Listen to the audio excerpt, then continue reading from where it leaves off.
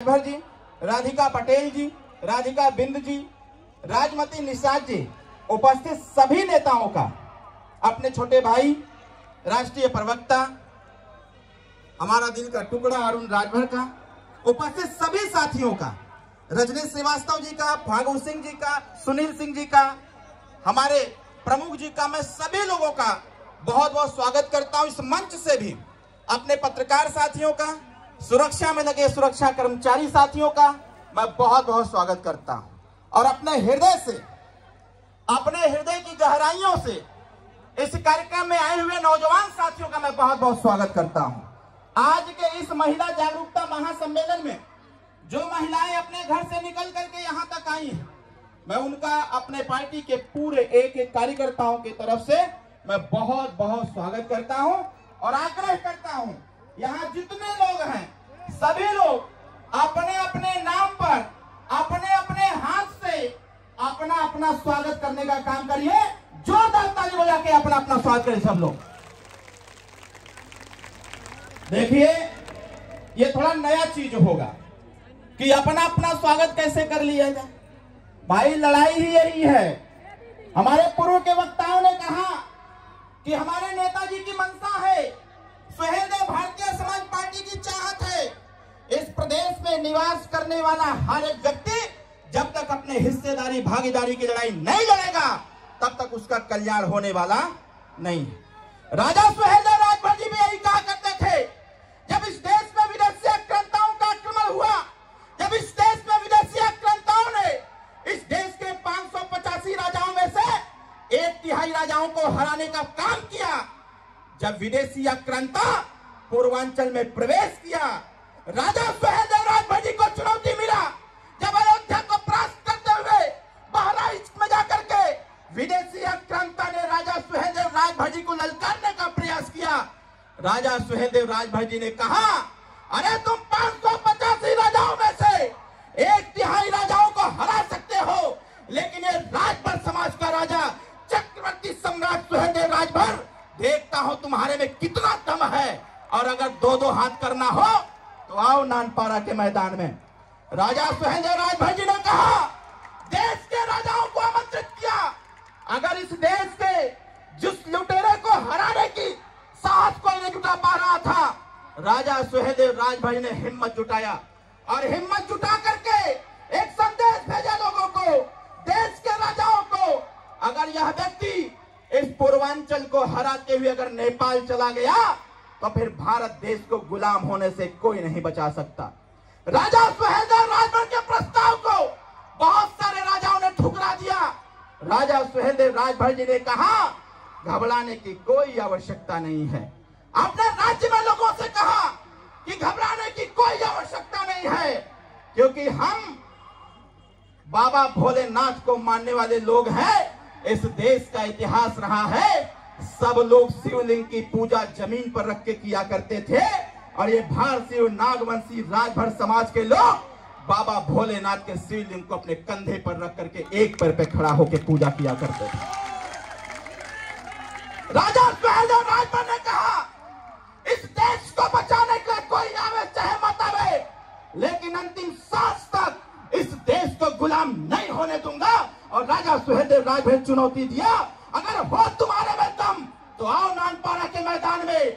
नानपारा के मैदान में विदेशी आक्रांता 2.5 लाख सेना लेके खड़ा, और दूसरे तरफ चक्रवर्ती सम्राट राष्ट्रवीर राजभर महाराजा सुहेलदेव राजभर 12,500 की सेना लेके खड़ा।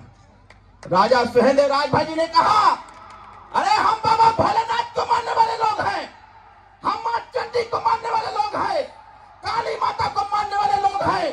पैर नहीं डगमगाना चाहिए, इसलिए नहीं डगमगाना चाहिए क्योंकि मां बहनों की इज्जत के साथ खिलवाड़ करने का किसी ने काम किया था तो विदेशी आक्रांता ने करने का काम किया था।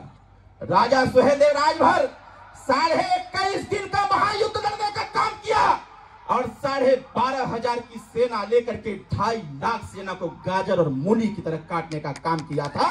और ऐसा इतिहास लिखा, ऐसा इतिहास लिखाया कि उस युद्ध के बाद 156 साल तक कोई विदेशी आक्रांता भारत की तरफ देखने का काम नहीं किया, क्योंकि उसको पता था अगर भारत भूमि की तरफ आंख उठा के देखोगे तो ये नागवंशीय राजभर समाज के लोग तुम्हारी आंखें निकाल करके गोटियां खेलने का काम करेंगी।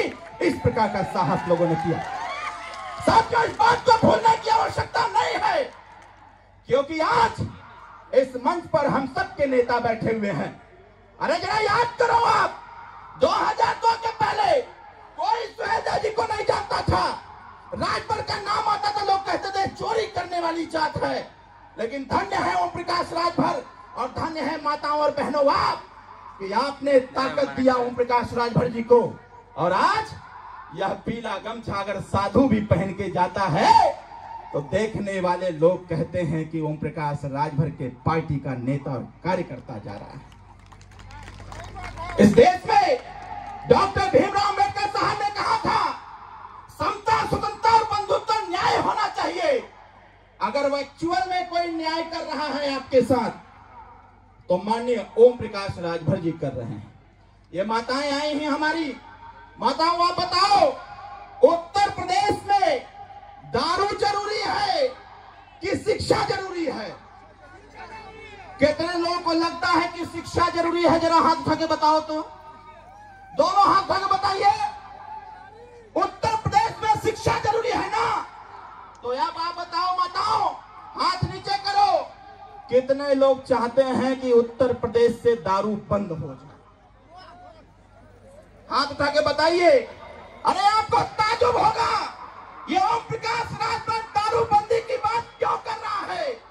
इसलिए कर रहा है कि एक साल में गरीबों को दारू पिलाने के लिए 23,000 करोड़ रुपया सरकार देती है और आपके बच्चों को पढ़ने के लिए 900 करोड़ रुपया। यही लड़ाई है। भारतीय संविधान के समानता के अधिकार के तहत उत्तर प्रदेश में दारू बंद होना चाहिए और दारू बंद करवा करके 23,000 करोड़ रुपए का प्रयोग बच्चे और बच्चियों की पढ़ाई में होना चाहिए। साथियों, यह लड़ाई माननीय ओम प्रकाश राजभर लड़ना चाहते हैं। तो बताओ, साथ दवाई कि ना दवाई? बताओ नौजवान भाई, साथ दोगे कि नहीं दोगे आप लोग? माताओं बताओ, साथ देंगे कि नहीं देंगे आप लोग? दूसरी बात, हम लोग बोला करते थे कि इस देश में अगर हम लोग हैं तो हमको भी शिक्षा मजबूत, जैसे लोग शिक्षा पाते हैं वैसा मुझे मिलना चाहिए। हम लोग लड़ाई लड़ते रहे, लोग आपके मनोबल को तोड़ते रहे, लेकिन जरा देखो, जब आपने पीला झंडा थामा, यहाँ झंडा कितने लोग लिए हैं? जरा झंडा उठाइए तो, अपना अपना झंडा उठाइए। इस झंडे का कमाल देखिए।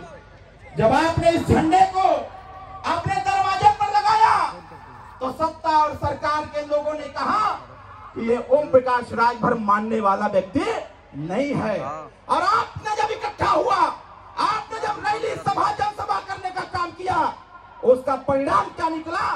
जो लड़ाई हम लड़ते थे कि भारतीय संविधान के मानक के अनुसार हर गरीब को समान शिक्षा मिलना चाहिए, माननीय नेताजी के प्रयास से अटल आवासीय विद्यालय खोला गया। जिस भी परिवार का श्रम कार्ड बना होगा, जॉब कार्ड बना होगा, उस परिवार का बेटा और बेटी अटल आवासीय विद्यालय में बिना पैसा में पढ़ने का काम करेगा। 2 साल से यह विद्यालय चालू किया गया है। साथियों, मैं आपसे आग्रह करूंगा, माताओं, आप भी अपना श्रम कार्ड बनाइए। माननीय नेताजी मंच पर हैं। जीरो पॉवर्टी स्कीम को लागू करने वाले डॉक्टर BR अम्बेडकर साहब कहा करते थे, जब वह कानून मंत्री थे, वह भी चाहते थे कोई ऐसी व्यवस्था बने जिससे एक साथ गरीबों तक सारी व्यवस्था पहुंचे और ये जो ऊंच नीच की खाई है उसको समाप्त किया जा सके।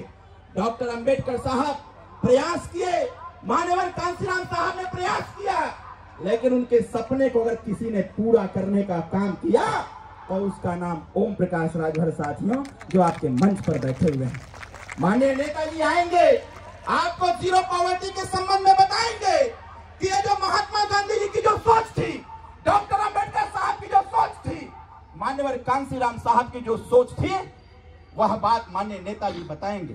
साथियों, ज्यादा कुछ मैं नहीं कहूंगा। अभी हमारे इस मंच से बिजली बिल की समस्या के समाधान के लिए हम लोग निरंतर लड़ते रहे और उसका परिणाम क्या निकला, यहां बताना चाहता हूं आपको। 15 दिसंबर से 31 दिसंबर तक बिजली बिल पर जितना सरचार्ज लगा हुआ है, ब्याज वाज लगा हुआ है, वह माफ किया जा रहा है। अगर किसी परिवार का 5,000 रुपया बिजली बिल आया हुआ है तो 5,000 में से 4,000 रुपया माफ हो रहा है साथियों। या भी कोई कराने का काम किया तो उसका नाम ओम प्रकाश राजभर है। साथियों, मैं आपसे पूछना चाहता हूं, बताइए नेताजी का साथ दिया जाए कि न दिया जाए? जोर से बोलिए, साथ देंगे कि नहीं देंगे? कितने लोग साथ देंगे? जरा हाथ उठा के बताइए, इधर से भी सब लोग साथ देंगे ना? तो घबरा तो नहीं रहे हैं? आज माननीय मंत्री जी आए हुए हैं और बताएंगे आपको ये जो 5 लाख रुपया वाली व्यवस्था है। जब हम लोग गांव-गांव गए, मैं एक दलित बस्ती में गया हुआ था, ग्राम सभा बाढ़न में, वहां से महिलाएं आई हुई हैं और यहाँ भी बीच में महिलाएं बैठी होंगी। ग्राम सभा बाढ़न दलित बस्ती है। जब मैंने वहां समझाया लोगों को, मैंने बताया ये जो आयुष्मान कार्ड वाली व्यवस्था है, गांव में जब हम गए, गांव के लोगों से पूछा तो लोगों ने कहा कि हमारा तो आयुष्मान कार्ड ही नहीं बना है। हमने पूछा क्यों नहीं बना है? माताओं ने बताया इसलिए नहीं बना है क्योंकि प्रधान जी अधिकारी बोलते हैं सरकार की व्यवस्था है जिस परिवार में 6 सदस्य होंगे उसी का आयुष्मान कार्ड बनेगा। बताओ सही कह रहा हूं कि गलत कह रहा हूं? तो आज इस मंच से मैं कहना चाहता हूं, माननीय मंत्री जी बैठे हुए हैं और आपके आशीर्वाद से मैं यह बात जरूर कहना चाहूंगा, ये 6 वाली व्यवस्था बंद होना चाहिए।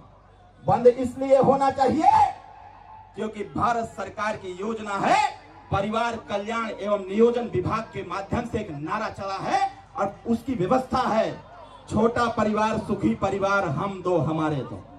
सुन लिया हुआ कि नहीं? सब लोग सुन लिया हुआ ना? छोटा परिवार सुखी परिवार, हम दो हमारे दो। जब हम दो हमारे दो मिला के 4 हुए तो 6 वाली व्यवस्था कहां से आ गई? इस मंच से गोरखपुर में कहना चाहता हूं, पत्रकार साथियों नोट करना है आप कि उत्तर प्रदेश में जब तक हर व्यक्ति का आयुष्मान कार्ड नहीं बनेगा, सुहेलदेव भारतीय समाज पार्टी आंदोलन चलाती रहेगी। और आने वाले समयों में, अभी तो नेताजी जब थोड़ी चापे हैं तो 60 साल की अवस्था के जितने लोग हैं, सारा जाति धर्म का बंधन टूट गया। 60 साल की अवस्था जितने लोग पार किए होंगे सबका आयुष्मान कार्ड बन रहा है। अब यहाँ पर आज यहाँ से आगाज हो रहा है, ये बताइए सबका आयुष्मान कार्ड बनना चाहिए कि नहीं बनना चाहिए? जोर से बोलिए, बनना चाहिए ना बनना चाहिए? अगर 60 साल का बन सकता है सभी का, तो उत्तर प्रदेश में आयुष्मान कार्ड सभी लोगों का बनना चाहिए। साथियों, यह बात की जानकारी आपको होनी चाहिए। कल हम और मंत्री जी बात कर रहे थे। हमने कहा कि बाबूजी, भारतीय संविधान को लेकर के तमाम तरह की टिप्पणी हो रही है, तमाम लोग इस पर राजनीति करना चालू कर दिए हैं। माननीय डॉक्टर B.R. अम्बेडकर साहब के नाम पर लोग राजनीति की रोटी सेकना चालू कर दिए हैं। हमको लगता है कि जो उत्तर प्रदेश और देश के विपक्ष के राजनेता हैं, इनको सही दिशा नहीं मिल पा रहा है। आज यहाँ आप लोग इतने लोग हैं, तमाम बच्चे पढ़े लिखे लोग हैं। जिस प्रकार से कक्षा 9-11 में एक सब्जेक्ट पढ़ना अनिवार्य होता है, पत्रकार भाइयों इसको नोट करिएगा, डॉक्टर अरविंद राजभर और सुहेलदेव भारतीय समाज पार्टी चाहती है प्राथमिक विद्यालय से ही भारतीय संविधान पढ़ाने की व्यवस्था बनाई जाए, तब जाकर के इस गरीब के अधिकार सुरक्षित हो पाएंगे, तब जाकर के महिलाओं का अधिकार प्राप्त हो पाएगा। तो आप बताओ यहाँ पर कितने लोग चाहते हो कि भारतीय संविधान प्राथमिक विद्यालय से ही बच्चे को पढ़ना अनिवार्य कर दिया जाए?